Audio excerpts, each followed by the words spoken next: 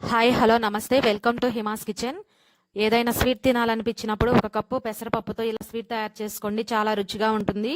ఇందుకోసం stove on చేసి ఒక కుక్కర్ పెట్టుకొని ఒక గ్లాసు పెసరపప్పు తీసుకుంటున్నానండి. మీరు ఏదైనా ఒక గ్లాస్ కానీ గిన్నె కానీ కొలతగా పెట్టుకోవాలి.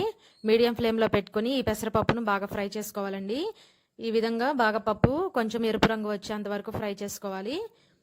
ఇలా ఫ్రై చేసుకున్న తర్వాత ఇందులో కొన్ని వాటర్ పోసుకొని ఒక 2-3 సార్లు ఈ పప్పును శుభ్రంగా కడిగేయాలండి. మీడియం ఫ్లేమ్లో పెట్టుకొని ఫ్రై చేసుకుంటే పప్పు లోపల వరకు కూడా ఫ్రై అయ్యి మనం చేసుకునే స్వీట్ అనేది చాలా రుచిగా ఉంటుంది. ఇప్పుడు పప్పుని 2-3 సార్లు శుభ్రంగా కడిగిన తర్వాత మనం ఏ గ్లాస్తో పెసరపప్పు తీసుకున్నామో అదే గ్లాస్తో 2 గ్లాసుల వరకు వాటర్ పోసుకోవాలి. ఇలా వాటర్ పోసుకున్న తర్వాత కుక్కర్ మూత పెట్టుకొని విజిల్ పెట్టుకొని హై ఫ్లేమ్ మీద ఒక 3 విజిల్స్ వచ్చేంత వరకు ఉడికించుకోవాలండి.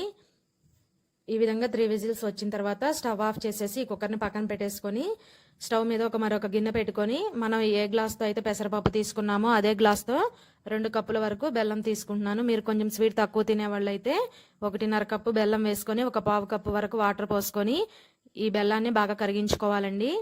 బెల్లం పాకం రావాల్సిన అవసరం లేదు, బెల్లం అంతా కరిగితే మనకి సరిపోతుందండి. చూడండి, బెల్లం ఈ విధంగా కరిగిన తర్వాత ఈ గిన్నెను పక్కన పెట్టేసుకొని అదే స్టవ్ మీద ఒక వెడల్పుగా ఉన్న కడాయి ఒకటి పెట్టుకోండి. కడాయి కొంచెం హీట్ అయిన తర్వాత ఇందులో మనం ఏ గ్లాస్తో పెసరపప్పు తీసుకున్నామో అదే గ్లాస్తో ఒక 1/2 గ్లాస్ వరకు నెయ్యి తీసుకుంటున్నాను. నెయ్యి ఎక్కువే పడుతుందండి. ఈ నెయ్యి కొంచెం హీట్ అయిన తర్వాత ఇందులో ఒక 2-3 టేబుల్ స్పూన్ల వరకు జీడిపప్పు వేసుకుని వీటిని బాగా ఫ్రై చేసుకోవాలండి.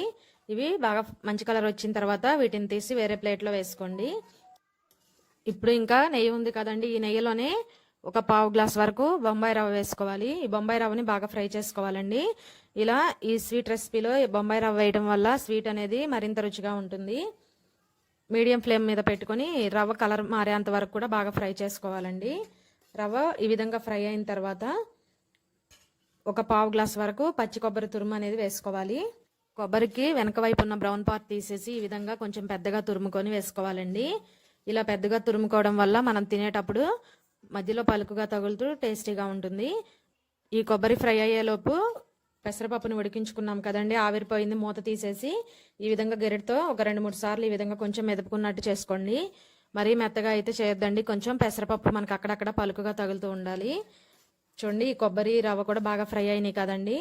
ఆ పెసరపప్పు మిశ్రమాన్ని కూడా ఇందులో వేసుకొని ఈ నేతిలో బాగా 1 నిమిషం పాటు ఫ్రై చేసుకోవాలి. ఇలా పెసరపప్పును కూడా ఆ నెయ్యిలో ఫ్రై చేసుకోవడం వల్ల టేస్ట్ బాగుంటుందండి.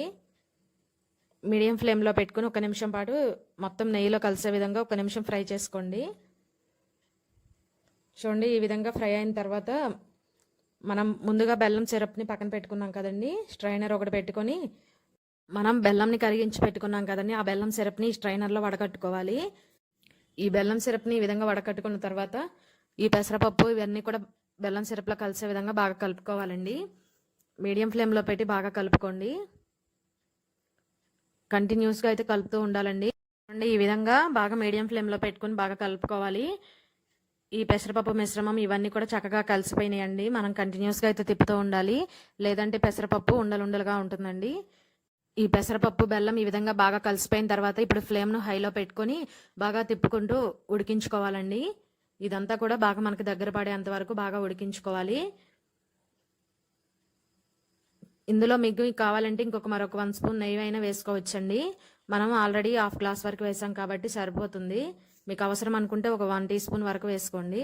చూడండి, ఈ విధంగా గట్టిపడిన తర్వాత ఇందులో ఒక 1/2 టేబుల్ స్పూన్ ఇలాచీ పౌడర్, అలాగే మనం ముందుగా వేయించి పెట్టుకున్న జీడిపప్పులు వేసి కలుపుకుందాం ఒకసారి.